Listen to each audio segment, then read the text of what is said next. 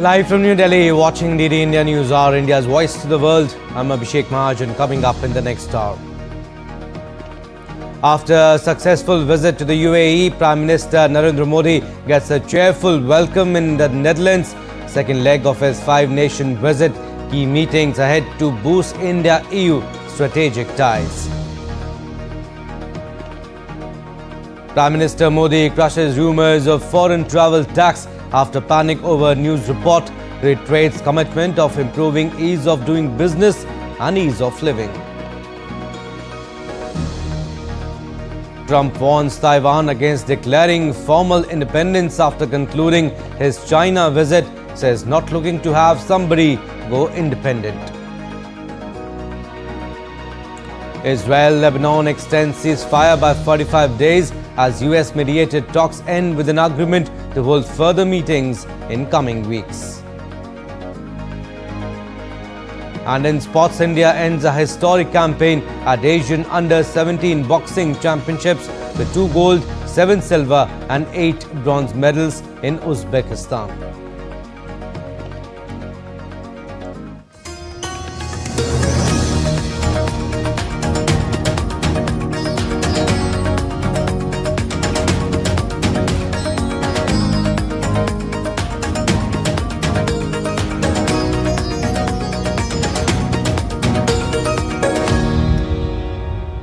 Prime Minister Narendra Modi received a warm welcome from the Indian community as he arrived in the Netherlands during the second leg of his five-nation visit.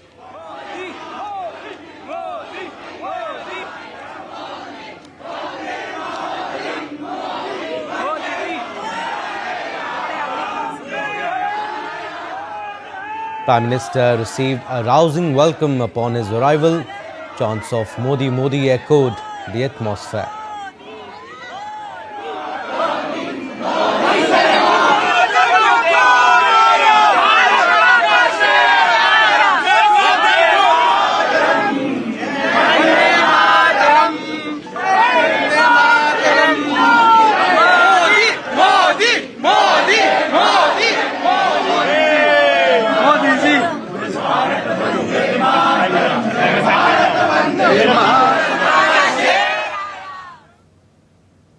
Members of the diaspora greeted him with cultural and classical performances outside his hotel, where the Prime Minister also interacted with attendees.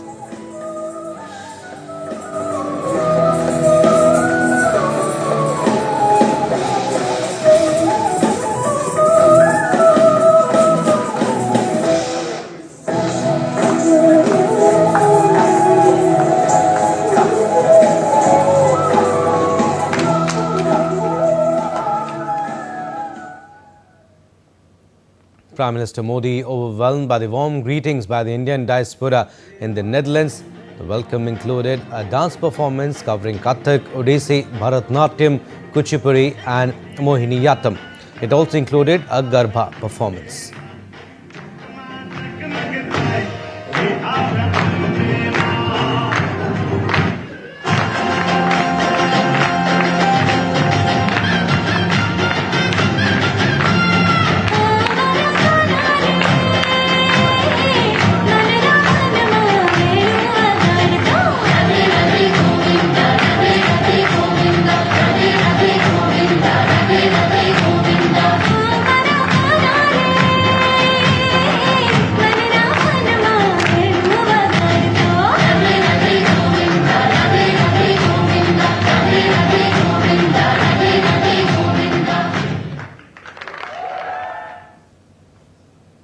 Earlier, Prime Minister Modi... Special occasion to perform for Modi ji. We were very honored and grateful for the opportunity, especially to promote the beauty and depth of classical Indian music and devotional music, because devotion, bhakti, is a very special thing. And I thank India for everything it has given us. Yeah, it was a great honor for me and quite intense, having eye contact with one of the great world leaders. But I feel it was prestigious moment to perform. I'm very happy to stand here and to play the Indian flutes, the Bansuri that I'm taught by my Guruji, Pandit Hari Prasad Chaurasia. I'm very thankful. Proud feeling थी, proud to be Indian, proud to be part of an art form which is so deep rooted. इतने century से हम जो art form कर रहे हैं उसको present करने का हमें मौका मिला तो हम बहुत ही खुश थे और हमें ऐसा लगा कि हमारी मेहनत रंग लाई है. We all were lucky to be here and witness this amazing moment where Modi ji was right in front of us. It was more than a fan moment. We really feel very, very proud to be here. And he really respects art. The way he was really appreciating all our performances. It was really amazing to see that he really respected it and he was here. Earlier, Prime Minister Modi arrived at Amsterdam airport where he was received by senior Dutch officials including Foreign Minister Tom Berendsen along with Indian Ambassador Kumar Tuhin.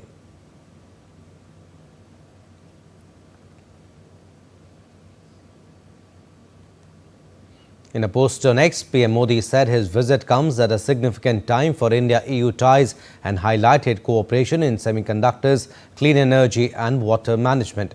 He is also scheduled to meet Dutch Prime Minister Rob Jetten and the Dutch royal family.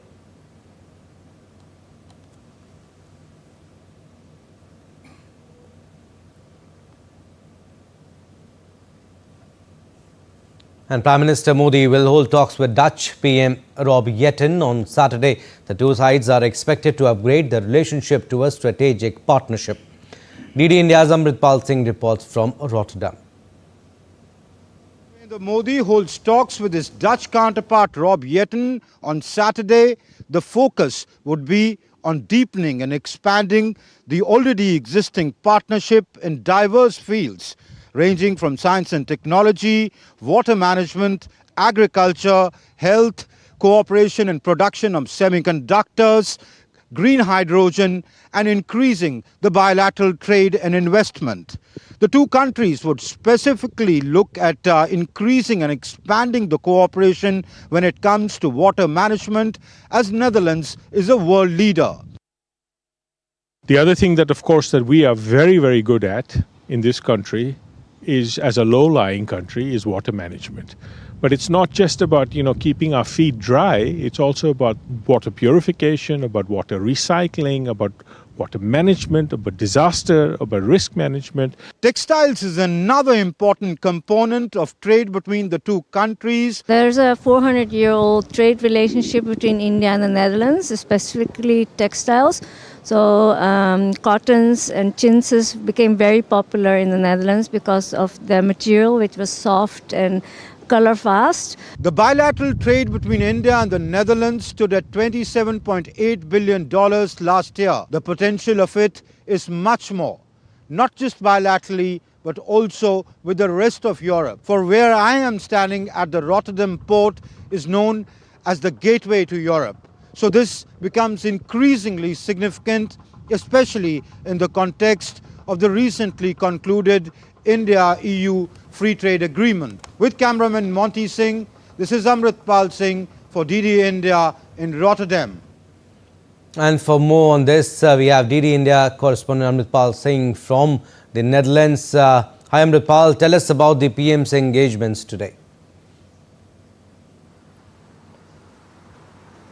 Today is the substantial part. The Prime Minister goes for a larger community event where thousands of members of the Indian community come and, the Prime Minister shall be addressing them.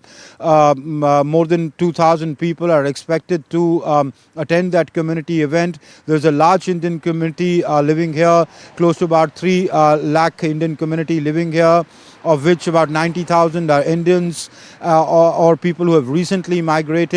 About 2 lakhs Surinamese Indians who live here. So they shall be attending the community event. Later, the Prime Minister goes in for a meeting with he'll call upon the King and the Queen of the Netherlands at the Royal Palace here in The Hague. The royalty will host lunch for the Prime Minister. Later he goes and interacts with CEOs of the Dutch companies. A business roundtable will be there where Rob Jetten, the Prime Minister of Netherlands, Ministers will also be there. The Prime Minister will make a pitch for greater trade and investment. Dutch companies coming and expanding their B2B cooperations. An important MOU related to semiconductor manufacturing and cooperation could be signed between Amstel, which is a big manufacturing chip manufacturing or semiconductor working in the field of semiconductors could sign an MOU with the Tatas for looking at close collaboration in the field of semiconductors. Later he goes in for a bilateral meeting with the Dutch Prime Minister at the Prime Minister's residence here, Katjesholz, in The Hague, where after which the two sides would sign various MOUs, and later in the night there would be a dinner by the Dutch Prime Minister in honor of Prime Minister Modi. All right, Amritpal, you have told us about the engagements today of Prime Minister Narendra Modi, but what areas could be covered in talks between the two Prime Ministers?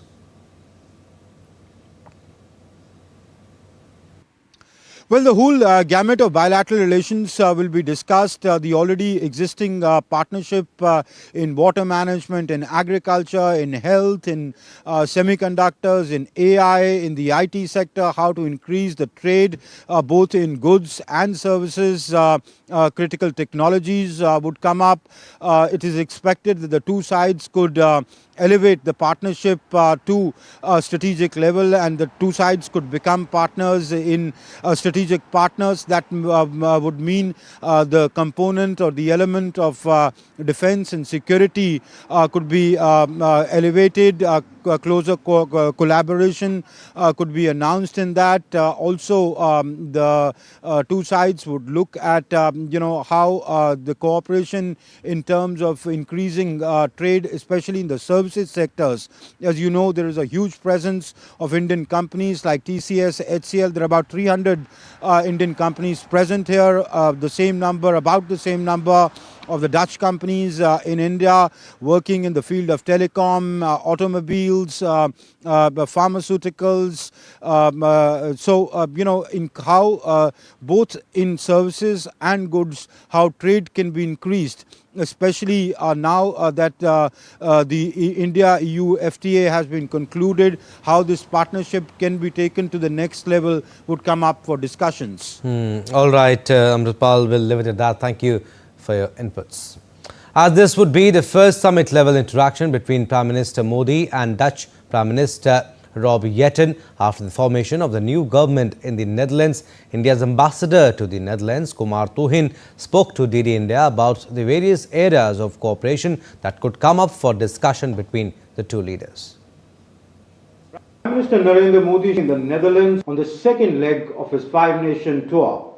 During his stay in Netherlands, the Prime Minister will hold bilateral talks with the Dutch Prime Minister. He shall also be calling on the King and the Queen of the Netherlands.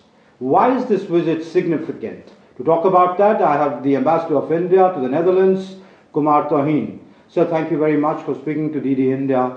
What is the significance of this visit? The visit of Prime Minister Modi to the Netherlands, it carries quite a lot of significance, both symbolically and also substantively.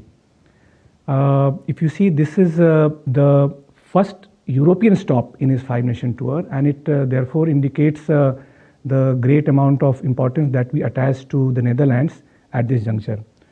Also, Prime Minister Modi will be visiting the Netherlands for the second time, first visit being in 2017. So this visit is coming after 9 years. But this visit is coming at a time when the bilateral relations are poised for a really positive and upward trajectory, and also our relations with the EU is witnessing significant momentum, especially in the wake of the historic India-EU FTA. Mostly we talk about trade and investment. Where do we stand and what do you see the way forward, and what could be achieved at this visit? Also the fillip it could get because of the India-EU FTA. This is again a very happy topic for me to speak about, because India-Netherlands trade and investment ties are very strong. In fact, the strength of our ties is sometimes not really properly understood, I think, in India. In terms of the merchandise exports, this is the second largest export destination in Europe, merchandise exports, what I'm talking about. Also, in terms of investments, about $50 billion plus investment have come from Netherlands into India. About $26 billion have come from India into Netherlands. More than 300 companies from Netherlands are present in India, including top names like you say Philips and Signify and AkzoNobel, KLM and so on.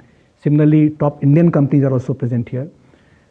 Given this, now that we also have the framework of India-EU FTA in place, and also given the special role of Rotterdam as a gateway to Europe, I think that our trade and investment ties, economic ties with Netherlands are only going to be up and up from this point onwards. Ambassador Kumar Tohin, thank you very much for speaking to DD India.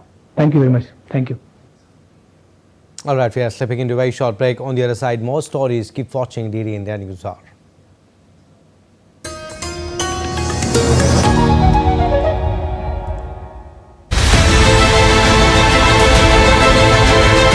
Prime Minister Narendra Modi's five-nation tour, UAE, the Netherlands, Sweden, Norway and Italy. Strengthening ties, shaping tomorrow, bridging borders, building bonds. PM Modi's mission, securing India's future and expanding its global footprint. From Abu Dhabi to The Hague, from Oslo to Rome. Five nations, one vision. With exclusive reports from Ground Zero and live coverage, we ensure you don't miss a thing. Catch the latest updates of PM Modi's five-nation tour. Only on DD India.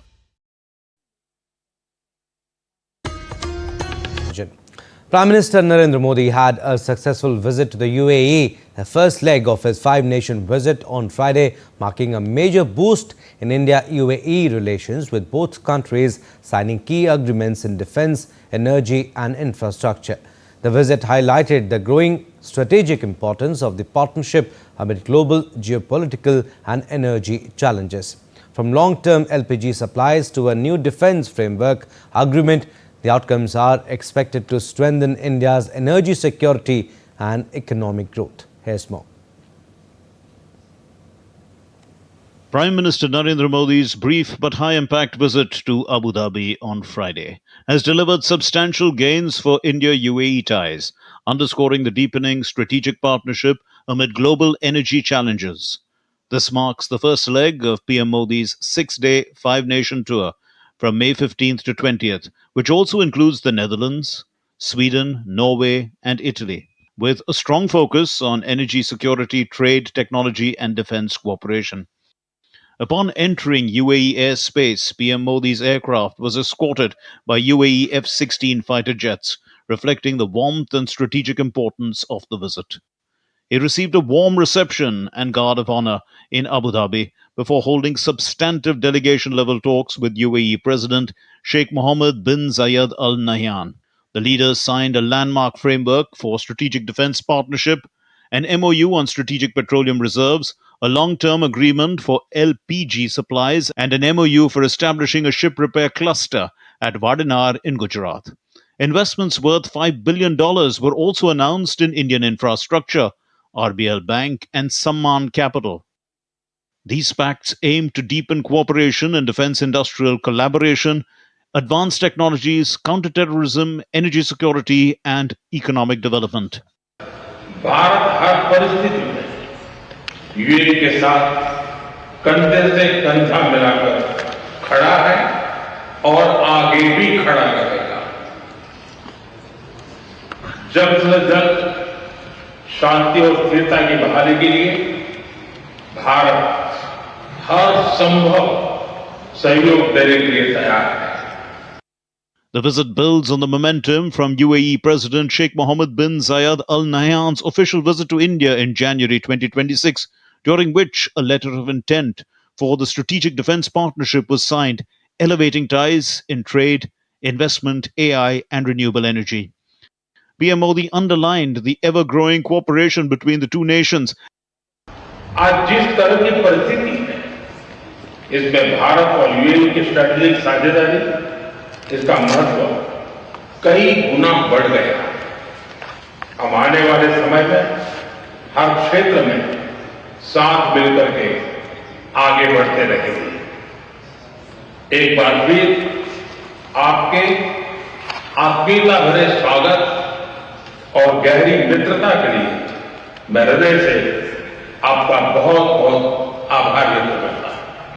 PM's visit reflects the warmth and priority both nations attach to the relationship.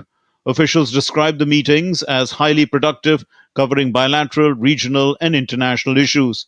The outcomes are expected to enhance India's energy resilience, defense capabilities, and economic growth, while further elevating people to people and commercial ties.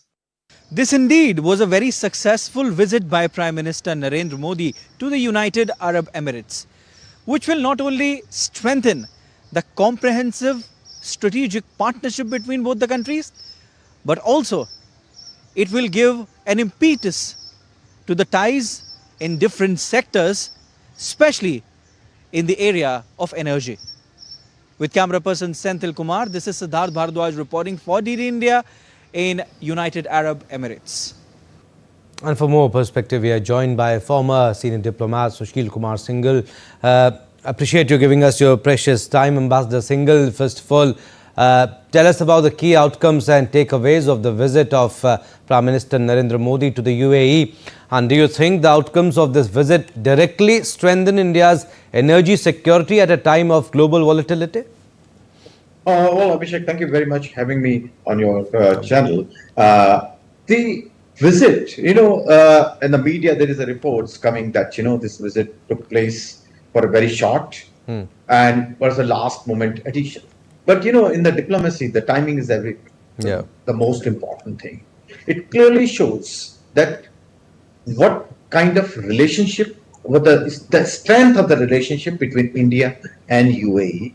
This was a short visit, certainly, but one of the, I would say, most impactful visit. India and UAE, they have moved away from, trade, oil, human resources to strategic partnership. And the agreements which were signed during this visit, they encompassed, I think, all the sectors, starting with, strategic oil reserves, 30 million barrels strategic reserves, which will be placed in India as well as in UAE, and also the natural gas reserves we're talking about now. They will be, UAE will be helping us in creating that facility in India. They are all harmless. Apart from that, then we signed the defense agreement with UAE, which I think is going to have a very long-term impact because it helps us to get a foothold in this volatile region with UAE as a very strong partner. And we are talking about not only the joint development of the equipments, but also research, maritime, and also trainings. So, which will allow us to have an interoperability, which in time of crisis become very, very helpful. Plus, the investments, they have agreed to invest about $5 billion in India in different sectors which are very, very important, which includes even artificial intelligence and data centers in India. I think this is again a very important step which has been decided by the two sides. So the relationship coming to that, it's become third, India UAE, the trade is about $100 billion, which has increased from 82 to 100 in 2 years once we signed the trade agreement. We have a CEPA signed with UAE. It was among the first ones. So it has completely changed the dynamics, and now we are aiming for 200 billion. So now the UAE has become the third largest trading partner of India over just such a short time. So it clearly shows the depth of the relationship, which is now going beyond the usual. As you see the warmth with which the two leaders met, now they have a very personal equation. The president of UAE came personally to receive our prime minister, and the way they have met, conducted, and also we have this angle, the West Asia crisis which is going on. I think this is a signal by UAE and by India that the both countries follow independent policies, and we will have the relationship which is not guided by anybody. Yeah. So that's a very important message to everybody, and also it give them strategic space to both the sides. And right, as we know that UAE has left OPEC and OPEC plus, it gives UAE space to decide according to its national interest the development, how they want to produce, whom they want to sell. So this will become very good partnership for India, because India, as we all know, that is a net importer of energy. So we need partners with whom we can rely without being pressured by any group, Yes. any cartel. Ambassador, yes, you spoke about the warmth with which the two leaders met. Prime Minister Modi and UAE President share a good camaraderie, deeply personal rapport. How important is this personal trust? We want to know from you, leadership level chemistry. You think helped accelerate India-UAE strategic partnership? Certainly, Abhishek. The thing is that when there is a comfort level at the highest, the relationship, because in every relationship there are some issues which need to be taken care of at that level, and if they have a personal chemistry and they understand each other, that relationship becomes very smooth. Of course, every country looks after their national interests, but those wrinkles are easily taken care of, as we have seen in many times, that when there is an issue and if the relationship between the top leaders is good, they are able to overcome those problems very easily. And same thing here in the when it comes to UAE and India relationship. Now, you remember that in January, as you mentioned in your report also, in January the president of UAE visited India. Again, it was a very short visit, but very impactful. And what was agreed there in January, now we are able to translate into reality in May. Just 4 months time, which in a bilateral relationship, this is a very, very short time. But it clearly shows the comfort and the depth that has been achieved in the relationship between India and UAE, that what we are agreeing in January, we are transforming that into May, in May itself. 4 months, not even 4 months completely. 4 months we have been able to, because letter of intent of the strategic, the defense partnership was agreed in January, and we are now signed already. So the implementation has become very fast. So that is the magic of the personal relations. Also, Ambassador, Prime Minister Modi's UAE visit is the first leg of a broader 5-nation tour. It was, in fact, yesterday it ended. I mean, from India's perspective, what tone does this successful visit set for the remaining engagements in Europe? He's in Netherlands now. Yeah, it's a very positive start. Because all these 5 countries which are being included in this itinerary, they stand on their own. Be it Netherlands, be it Norway, Sweden, Italy. They have the relationship of India is independent, though they are all part of the European Union, and CEPA. We have signed a CEPA with EU a few months back, but which is going to be implemented because the process is going on. But I think this visit will give them framework, because every country when the Prime Minister is visiting, the objective is different. When UAE, as we have already discussed, when it comes to Netherlands, it is going to be clean energy, AI, the chips, because Netherlands is a leader in fabrication of chips, AI chips, which are going to be focused, and we also need the water conservation techniques which they will be sharing with us, and clean energy, because Netherlands is one of the leader in clean energy. So that will be coming, and of course the Rotterdam, as we in your report also mentioned, is the gateway to Europe. So so maritime cooperation is going to be an important factor. And when it comes to Norway and Sweden, we have different objective there. When it comes to Italy, the objectives are different. So I think this visit is going to cover whole gamut of the relationships and also the requirement of India, because India is looking for partners, reliable partners, and I think these five-nation visit is going to, I think, is a big step in that direction. Yes, Ambassador, last question before we leave you. How does this strengthening India-UAE partnership enhance India's strategic presence in the Gulf and West Asia region? Well, this we all know that West Asia is under tremendous crisis and pressure.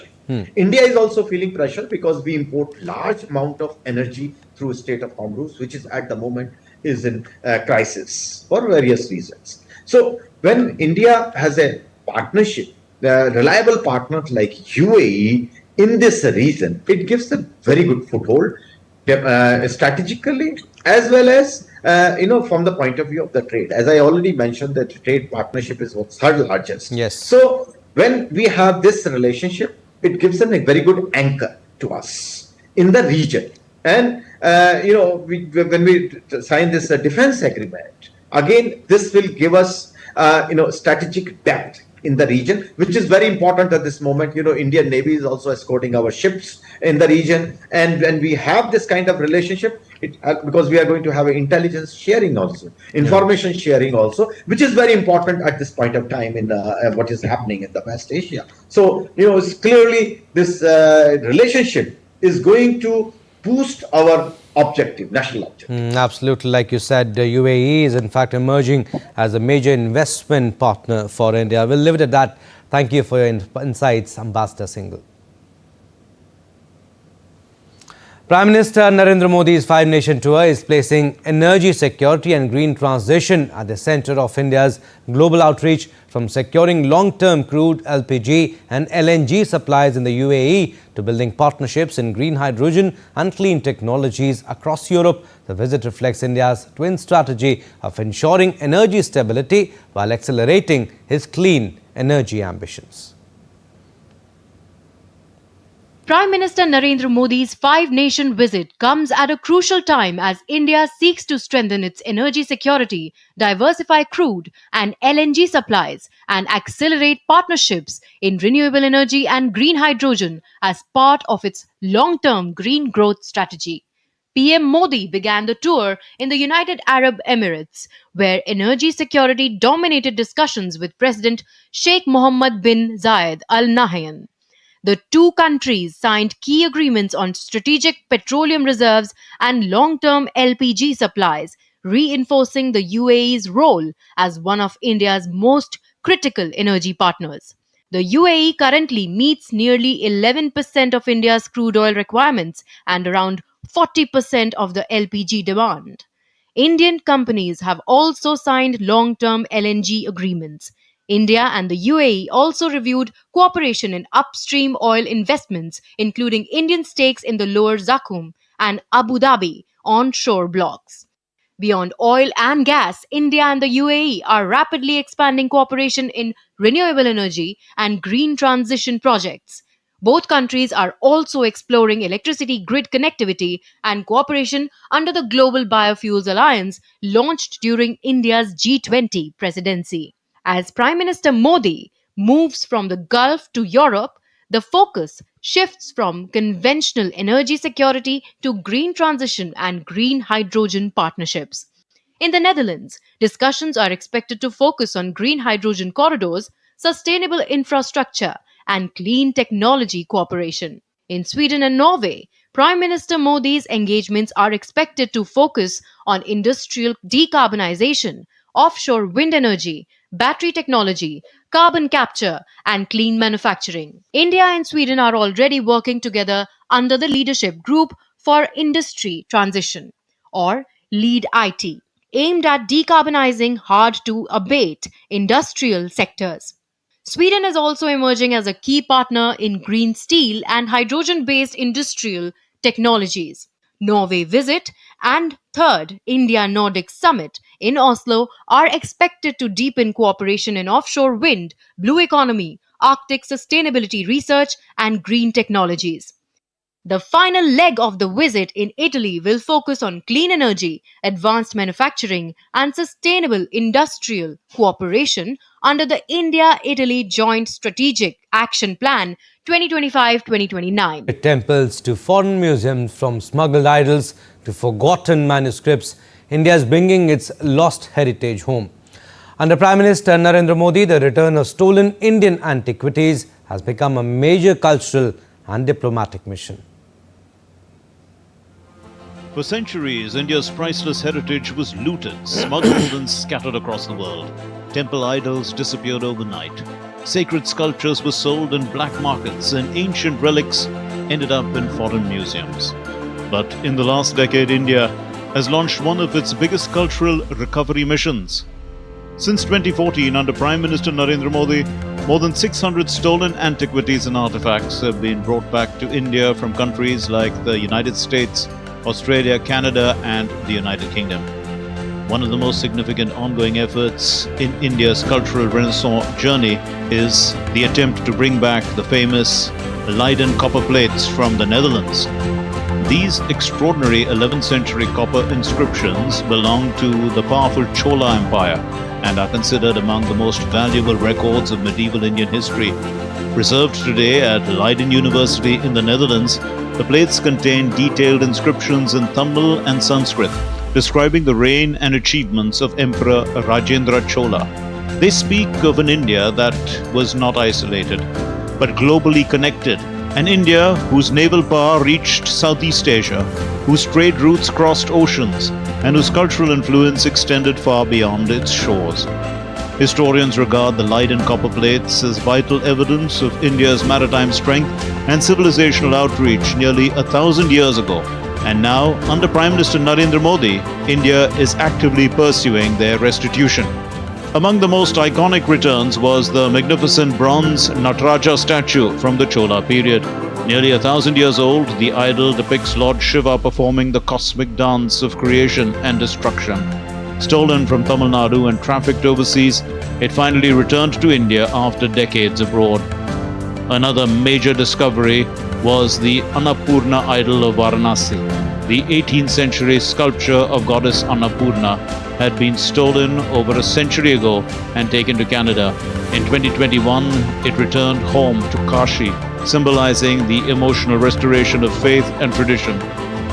India also recovered rare Buddha sculptures and sacred Buddhist relics linked to ancient civilization roots. Several sandstone Buddha statues, terracotta vases, and Buddhist panels dating back nearly 2,000 years have now returned to the country. The return of bronze Jain Tirthankar idols, Bahubali statues, and ancient Vishnu and Ganesh sculptures has further strengthened India's effort to reclaim its spiritual and artistic legacy. The Modi government has also signed international agreements to curb illegal trafficking of Indian heritage and intensify diplomatic cooperation for repatriation. These artifacts are not merely objects of art, they are pieces of India's cultural soul, returning home after centuries of separation. Tripti Tripathi's report, DD India. Time now for another short break. On the other side, more stories. Keep watching DD India Newshour.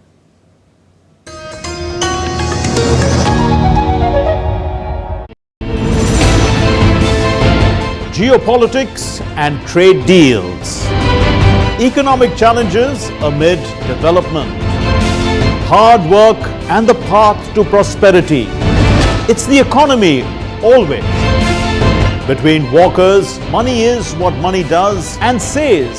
Supply creates its own demand. Between the bulls pulls and bears tears. When supply chains globalization and India rises to the podium. We'll get you centered with the economic brief at 8 p.m. every Thursday on DD India.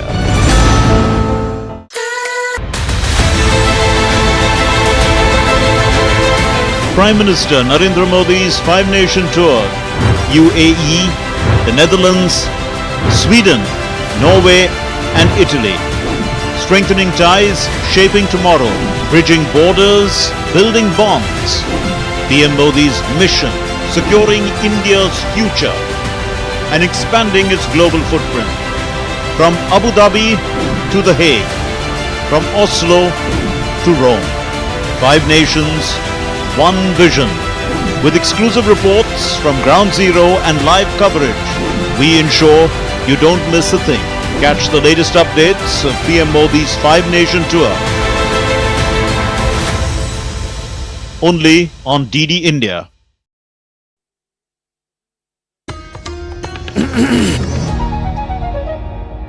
Welcome back. You're watching DD India Newshour. I'm Abhishek Mahajan. Some more stories. Hours after a news report claimed that the government is considering to impose a tax on foreign travel, Prime Minister Modi took to social media to clear the air. In a rare rebuttal from Prime Minister himself, PM Modi has rubbished a report which claimed the government is considering a cess or tax on foreign travel. Taking to X on Friday, PM Modi replied to the post by the media outlet and said there was not even an iota of truth to the report. He wrote that there is no question of putting such restrictions on foreign travel. We remain committed to improving ease of doing business and ease of living for our people. And India and Dominica moved to strengthen bilateral relations through high-level diplomatic engagement. Minister of State for External Affairs Pabitra Margareta met Sylvanie Burton, Dominica's first woman president from the indigenous Kalinago community, and conveyed greetings from India's President and Prime Minister. The two sides also discussed ways to further deepen ties between India and Dominica. Madrid witnessed a proud and emotional gathering of the Indian community as the first anniversary of Operation Sindoor was commemorated with great patriotism by the Embassy of India. The event brought together members of the Indian diaspora, distinguished guests, students, professionals and friends of India to remember. A special exhibition showcasing photographs, historical moments and key milestones connected to the operation offered visitors a powerful visual journey. A documentary screening was also organized as part of the celebrations, highlighting the significance of Operation Sindoor, the dedication of the Indian Army and institutions involved. The atmosphere throughout the event was marked by strong patriotic sentiment, cultural pride and a spirit of togetherness. Members of the Indian community actively interacted and networked with one another, reinforcing the close bonds that unite Indians abroad.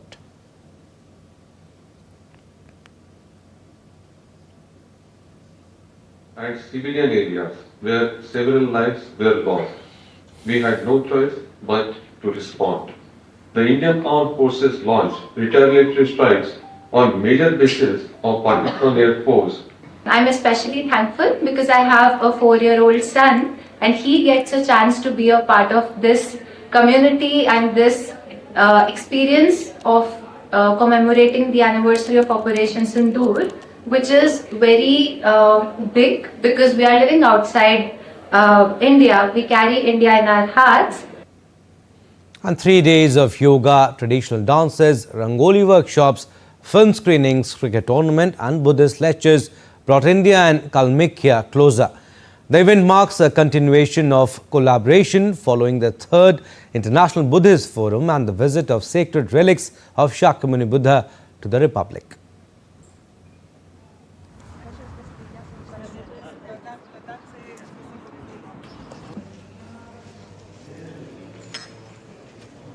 In the capital of Europe, the only Buddhist republic is expanding India's footprint and culture.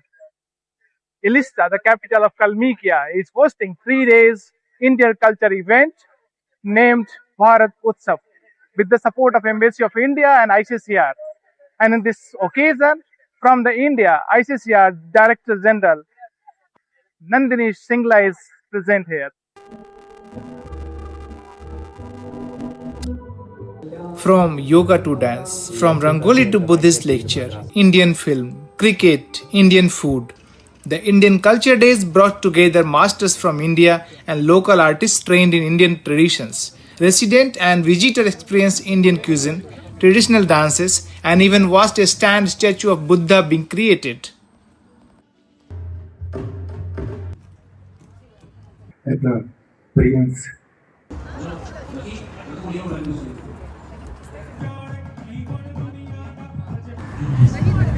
Хочется после таких слов. So We brought Bharat Utsav here.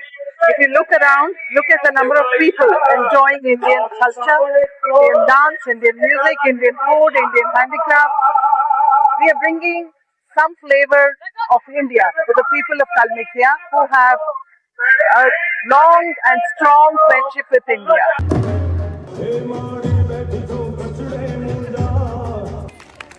Big grand opening of cricket tournament among the Indian students from different part of the countries. Kalmykian State University, Perm University, Republic of Mali and Orenburg.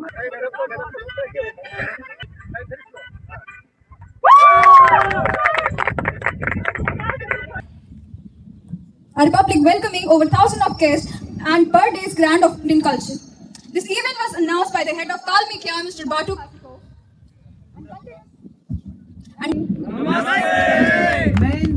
How are you all? So I think it's a great moment. We are also celebrating sporting ties, and I hope that going forward, cricket will become a part of Russian sporting scene. Of boundaries and brotherhood, Indian students bonding over their favorite sport in the heart of Kalmykia.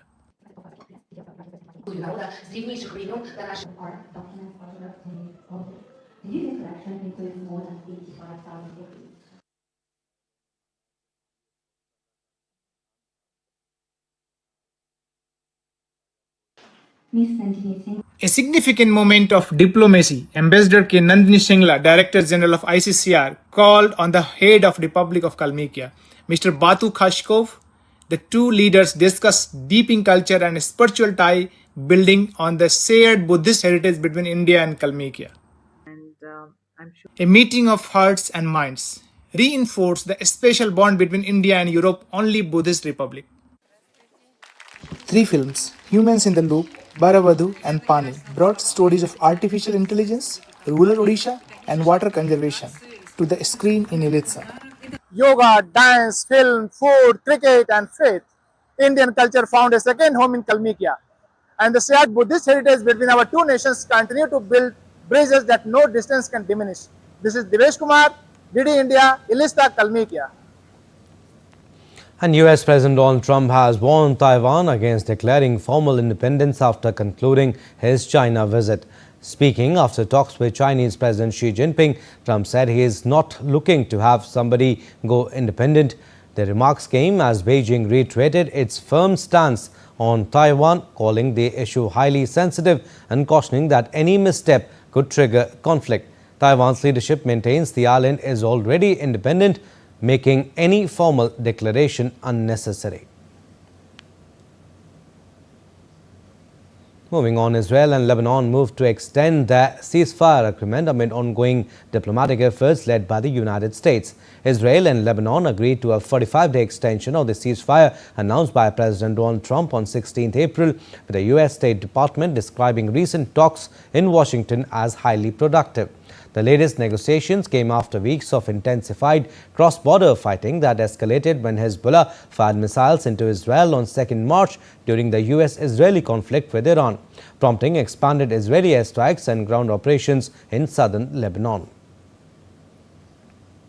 And US President Donald Trump said on Friday that Abu Bilal al-Minuki, second in command of ISIS globally, had been eliminated in an operation conducted by US and Nigerian forces.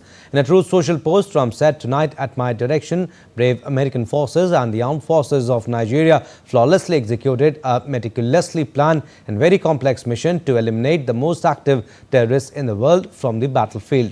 Abu Bilal al-Minuki, the president, added that ISIS global operation was greatly diminished.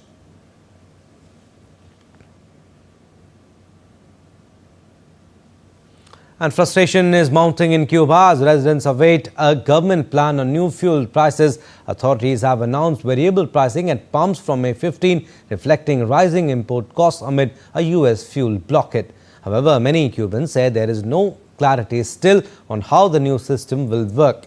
Fuel shortages have worsened in Havana, with supplies nearly disappearing from state-run stations in recent weeks. The crisis has left more citizens unable to use their vehicle, adding to daily hardships. Cuba's government says prices will depend on suppliers, shipping costs and global market fluctuations. Residents now fear even higher fuel costs as uncertainty continues. I'm looking for information at Coopet, but they have not given me any information. Nothing has come out. So I also have a little boy who is a bit sick and I'm looking for gasoline. We will just have to wait for news from the government to tell us what they are finally going to do, whether it is over the counter or by ration card. We are desperate. All right, business updates now. The Ministry of Finance in official Gazette notifications has revised special additional excise duty on petroleum products. The special additional excise duty on diesel exports has been reduced to 16.50 rupees per litre from 23 rupees per litre. The duty on aviation turbine fuel has also been reduced to 16 rupees per litre from 33 rupees per litre. Government has also imposed a special additional excise duty of 3 rupees per litre on the export of petrol. All right, you're watching DD India Newshour. Time now for sports updates. India concluded its Under-17 campaign at the Asian Boxing Championships 2026 with a total of 17 medals, including 2 gold, 7 silver and 8 bronze, with the girls contingent leading the charge. The Under-17 girls delivered an impressive 12-medal haul comprising 2 gold, 6 silver and 4 bronze, while the Under-17 boys added 1 silver and 4 bronze medals. India's Under-17 campaign showcased strong depth in the girls' categories, adding to the country's overall success at the championships. And the 79th annual Cannes Film Festival is actively underway in Cannes, France, running from May 12th to May 23rd. It is a premier international cinema event blending prestige film premieres, high-stakes industry deal-making and global fashion. Do you know how the Cannes Film Festival became a big fashion statement over time? Munmun Bhattacharya reports from Cannes. Cannes did not start as a fashion spectacle.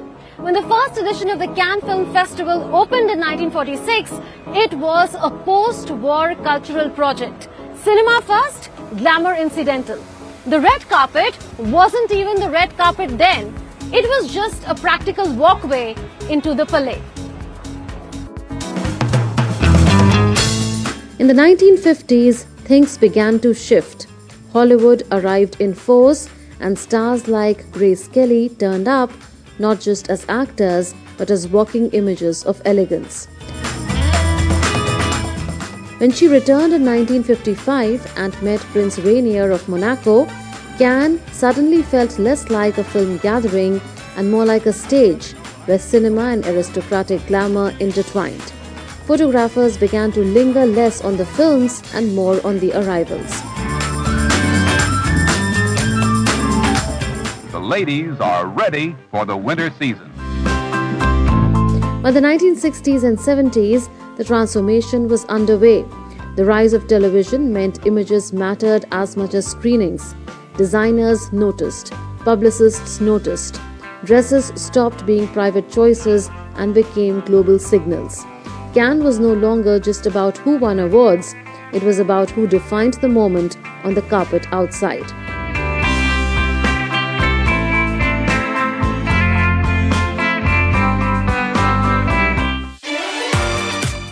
The real acceleration came in the late 1980s and 1990s when luxury fashion houses realized Cannes was a global broadcast window. The festival coincided perfectly with the rise of modern celebrity culture. Actresses were no longer just promoting films, they were embodying brands. A single staircase moment could travel worldwide in hours.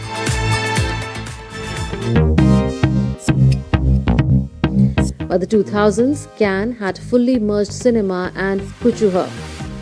The red carpet became a curated runway, tightly scheduled, photographed from every angle and instantly circulated online. What once was a film festival had become a dual stage, one for audiences inside the theatre and one for fashion narratives outside it. Today, Cannes exists in both worlds at once. The festival still crowns films, but it also defines visual culture each May. A premiere is now 2 premieres. The film on screen and the image of its cast on the steps. So what began as a post-war celebration of cinema quickly evolved into one of the world's most influential fashion stages, but by slow convergence of cinema, celebrity, media and the desire to be seen. With cameraman Ajit Kumar, this is Mundan Bhattacharya from Cannes for DD India. And that's all for this edition of DD India News Hour. But do let us know your thoughts on the news of the day. For those on the go, you can get all the latest news and updates from India and across the world on DD India mobile app. The app is available on both Android and iOS platforms. Scan the QR code on the screen to download now. And we'll be back with more news as it breaks here on DD India. I'm Abhishek Mahajan. From all of us here in Delhi, thanks for watching DD India News Hour.